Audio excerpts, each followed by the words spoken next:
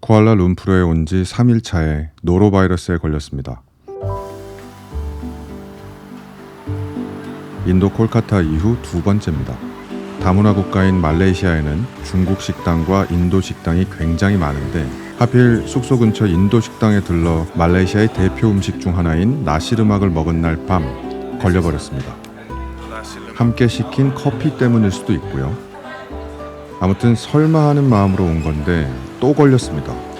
오해는 하지 않으셨으면 좋겠어요. 분명 제가 인도에서 그리고 말레이시아에 있는 인도 식당에서 노로바이러스에 걸리기는 했지만 인도만 그런 게 아닙니다. 훗날 저는 다른 대륙에서도 한 번 더 걸리거든요. 노로바이러스가 고통의 세기가 막 죽을 만큼은 아닙니다. 보이지 않는 손이 제 장을 움켜쥔 듯한 고통이 지속되는 정도예요. 아프긴 한데 견딜만 합니다. 노로바이러스의 가장 큰 고통은 뒤를 막을 수가 없다는 점입니다. 당연히 외출은 불가능합니다. 신호가 오면 바로 화장실로 달려가야 하거든요. 인도에 있을 때 노로바이러스가 다 나은 후에 저는 오로지 한 식당만 찾았습니다. 한국인들에게도 유명한 바라나시의 철수 카페에 매일 갔었죠. 우리는 다 배워가지고 이렇게 찐빵은 헛도 배웠어요. 여기서도 그랬습니다. 숙소가 외진 곳에 있어서 이렇게 매번 택시를 타고 한 식당에 가는 건 어려웠어요. 제가 한 식당에서 먹었던 음식 가격인데 가게 이름은 소개하지 않을게요. 매우 별로였거든요. 아무튼 저는 주로 그랩이라는 어플을 이용해 적어도 하루에 한 번은 한식을 시켜 먹었습니다. 가끔 피자도 먹었고요. 아마 배달 음식으로 끼니를 해결하시는 분들이 많으실 텐데 한국의 물가와 비교하면 저렴한 편이죠. 잠시 변명의 시간을 좀 갖겠습니다. 촬영을 거의 못했어요. 노로바이러스에다가 매일 내리는 비로 인해서 당시 멘탈이 나갔던 것 같습니다. 그리고 말레이시아는 흥미로운 측면이 있는 국가인 건 분명하지만 그게 풍경에는 반영되지 않은 느낌이 들었어요. 쿠알라룸푸르에 한해서요. 말레이시아는 한국인에게는 아직은 낯선, 그러나 머지않아 곧 익숙해질 다문화 사회거든요. 헌데 이질적인 요소가 한데 섞인다고 해서 무조건 미적으로 뛰어난 볼거리를 제공하는 건 아니잖아요. 콜라보 제품이라고 해서 무조건 예쁜 건 아닌 것처럼요. 아무튼 한국인이 많이 찾지 않는 데에는 다 그럴 만한 이유가 있다는 생각이 들어요. 주로 코타키나발루나 페낭에 가실 때 경유를 하거나 아니면 잠시 머무는 곳으로 쿠알라룸푸르를 접하는 경우가 많으실 것 같습니다. 그래서 이번 영상은 그저 말레이시아의 물가를 대강 가늠해본다는 마음으로 봐주시면 좋겠습니다. 늘 그러셨다면 그저 고마운 마음이고요. 제가 편의점과 마트에서 샀던 물품들입니다. 제 생각에 말레이시아의 물가는 동남아시아에서 싱가포르 다음으로 비싸지 않나 싶습니다. 사실 싱가포르는 한국보다 비싸다는 평이 많기 때문에 우리가 흔히 생각하는 동남아의 물가라고 해서는 안 되겠죠. 아무튼 분명 하나하나 세세하게 비교하면 한국보다 저렴하다고 봐야 하지만 체감상 그런 느낌이 크게 들지는 않았거든요. 물론 제가 이 당시 물가가 저렴한 발리에서 넘어와서 그렇게 느낀 측면도 있습니다만 편집을 하면서 다시 봐도 분명 말레이시아의 물가를 아주 저렴하다고 할 수는 없을 것 같습니다. 제가 피웠던 담배의 가격입니다. 3,538원. 담배값도 여타 동남아 국가들에 비해선 그리 저렴하지 않죠. 다른 담배는 한국보다 조금 더 비싸기도 합니다. 웬만하면 한국 면세점에서 담배를 사오시는 걸 추천합니다. 시내 중심부나 프랜차이즈 카페가 아니면 커피값은 그리 비싸다고 할 수는 없지만 역시 다른 동남아에 비해서는 조금 비싼 편인 것 같습니다. 저를 노로바이러스로 인도했던 식당에서 파는 커피는 정말 저렴하지만 절대로 추천하고 싶지는 않고요. 한국에서는 6,000원이 넘는 커피도 별 생각 없이 잘 마시곤 하는데 그보다 더 싼 가격의 커피를 동남아에서 마주하면 괜히 비싸게 느껴져요. 늘 말씀드리지만 물가에 대한 느낌은 언제나 상대적인 것 같습니다.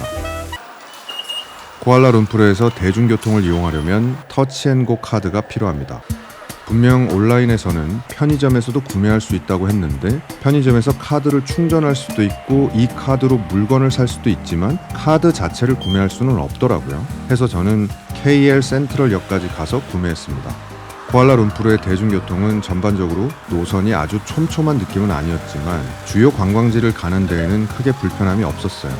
버스 번호에 따라 지하철과 기차의 종류에 따라 가격이 모두 다른데 좀 특이한 게 하나 있었습니다. 제가 숙소에서 마트를 가기 위해 버스를 이용했는데 분명 갈 때와 올 때 똑같은 버스를 타고 똑같은 노선으로 오갔거든요. 근데 갈 때와 올 때 가격이 다르더라고요. 참 이거 재밌는 세상입니다. 공항에서 숙소를 오갈 때 그리고 터치앤고 카드를 사기 전에 시내를 오갈 때만 택시를 이용했습니다. 가격은 굉장히 저렴한 편입니다. 아주 먼 거리가 아니거나 2명 이상이 함께 여행을 하신다면 그냥 택시를 타고 다니셔도 크게 부담이 되지는 않을 것 같습니다. 그리고 치안에 대해서 말씀을 좀 드리자면 말레이시아에서는 날치기가 빈번하다는 얘기를 들었었는데 시내를 돌아다닐 때 딱히 그런 위협을 받은 적은 없습니다. 물론 여행자는 어디에 가든 늘 조심하는 마음으로 다니는 게 좋을 테고요. 다만 제가 쿠알라룸푸르의 골목들을 거닐며 든 생각은 아주 늦은 시간에 여성분이 혼자 다니시기에는 조금 위험하지 않을까 하는 느낌도 들었습니다. 늦은 시간에는 무조건 그랩 어플을 통해서 택시를 타시는 걸 추천합니다. 발리에서 쿠알라룸푸르까지 오는 항공권은 비교적 싸게 구매했습니다. 왜냐하면 홍콩 공항에서 체크인을 할 때 직원께서 발리는 아웃티켓을 요구한다고 하더라고요. 그래서 그 자리에서 휴대폰 앱을 열어 항공권을 결제했습니다. 이 당시를 기준으로 한국인인 저에게 아웃티켓을 요구하는 국가는 처음이어서 조금 당황하기는 했는데 덕분에 일찍 예매를 하게 돼서 싼 가격에 구매한 것 같습니다.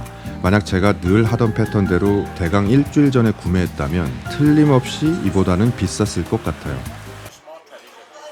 숙소에서 총 26박을 했습니다.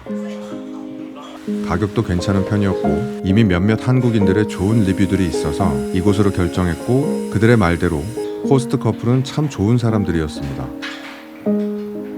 제가 거의 숙소에서만 지낸 탓에 자연스레 그들과 보내는 시간이 많았는데 늘 저를 배려해줬어요. 촬영은 망했지만 이들 덕분에 그래도 그럭저럭 잘 지낼 수 있었습니다.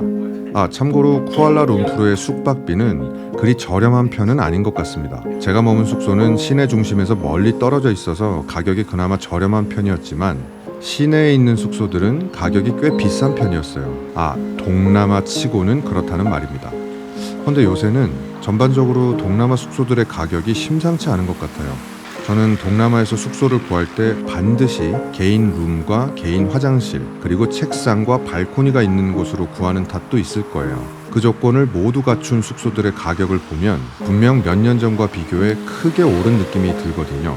그럴 때면 영국 런던이나 홍콩 그리고 우리의 조국 대한민국의 숙박비를 떠올리면서 정신승리를 합니다. 이거 가지고 비싸다고 징징대면 안 되지, 이 한국에서 온 여행객아, 그런 식으로요. 나는 정말 쿠알라룸푸르에 한번 꼭 가보고 싶다 라고 생각을 하시는 분들은 별로 많지 않겠죠. 저도 추천하기는 어려울 것 같습니다. 다만 언젠가 호스트와 나누었던 다문화 사회에 관한 이야기를 들려드릴 수 있었으면 좋겠습니다. 그 점은 분명 한국인에게 꼭 필요한 이야기 같거든요. 아무튼 제가 말레이시아 쿠알라룸푸르에서 약 한 달간 쓴 총 비용은 다음과 같습니다. 오늘도 끝까지 함께 해주셔서 정말 진심으로 고맙습니다.